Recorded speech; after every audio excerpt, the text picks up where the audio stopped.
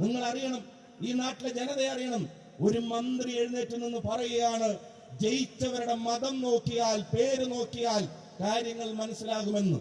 നിങ്ങൾ ആലോചിക്കണം, സമരം നടത്തുന്നവരുടെ വസ്ത്രം നോക്കിയാൽ ആളെ പിടികിട്ടുമെന്ന് പറഞ്ഞ നരേന്ദ്രമോദിയുടെ അതേ ഭാഷയും അതേ ശൈലിയും അതേ ആശയവും ജയിച്ച ആളുകളുടെ പേര് നോക്കിയാൽ മതി എന്ന് പറയുന്ന സജി ചെറിയാനിലും ഉണ്ടെങ്കിൽ നിങ്ങൾ ആലോചിച്ച് നോക്കുക, കേരളത്തെ എങ്ങോട്ട് കൊണ്ടുപോകാനാണ് ഈ ഗവൺമെന്റ് ആലോചിക്കുന്നത്? അധികാരത്തിൽ നിന്ന് തൂത്തെറിയപ്പെടുമെന്ന് തിരിച്ചറിഞ്ഞപ്പോ, അധികാരം നഷ്ടപ്പെടുമെന്നുള്ള ബോധം വന്നപ്പോ, വെള്ളത്തിൽ നിന്ന് കരയിലേക്ക് എടുത്തിട്ട് മീനിനെ പോലെ പടക്കുന്ന മന്ത്രിമാർ തുപ്പുന്ന വിഷത്തിന്റെ മുമ്പിൽ കേരളത്തിന്റെ ഐക്യത്തെ തല്ലിക്കെടുത്താൻ ഒരാൾക്കും സാധിക്കില്ല എന്ന് ഈ നാട്ടിലെ മതേതര സമൂഹം, ജനാധിപത്യ സമൂഹം ഒന്നായി എഴുന്നേറ്റെന്ന് പറയേണ്ട കാലം.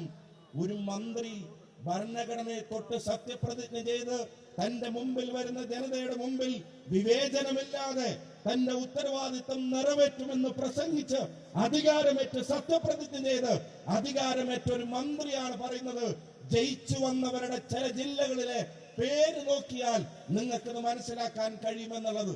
നിങ്ങൾ ആലോചിക്കണം, അത്ര വൃത്തികെട്ട ഒരു പ്രസ്താവന ഈ കേരളത്തിന്റെ പൊതുസമൂഹത്തിന്റെ മുമ്പിൽ തന്റെ മന്ത്രിസഭയിലെ ഒരു മന്ത്രി, ആ മന്ത്രി കേരളത്തിൽ ഒരു CPM-കാരന് പോലും അംഗീകരിക്കാൻ കഴിയാത്ത ഒരു പ്രസ്താവന നടത്തിയിട്ട് അതൊന്ന് തിരുത്താൻ, അതല്ല തന്റെ സർക്കാരിന്റെ നയമെന്ന് പറയാൻ, അങ്ങനെ പറയാൻ പാടില്ലെന്ന് പറയാൻ, ഒന്ന് താക്കീത് ചെയ്യാൻ കേരളത്തിന്റെ മുഖ്യമന്ത്രിക്ക് മനസ്സില്ലെങ്കിൽ വാക്കും ശബ്ദവും സജി ചെറിയാന്റെയാണെങ്കിലും ചിന്ത പിണറായി വിജയന്റേതാണ് എന്ന് ഈ കേരളത്തിലെ ജനങ്ങൾ കൺക്ലൂഡ് ചെയ്യുമെന്ന കാര്യത്തിന് എന്തെങ്കിലും സംശയം നിങ്ങൾക്കുണ്ടോ?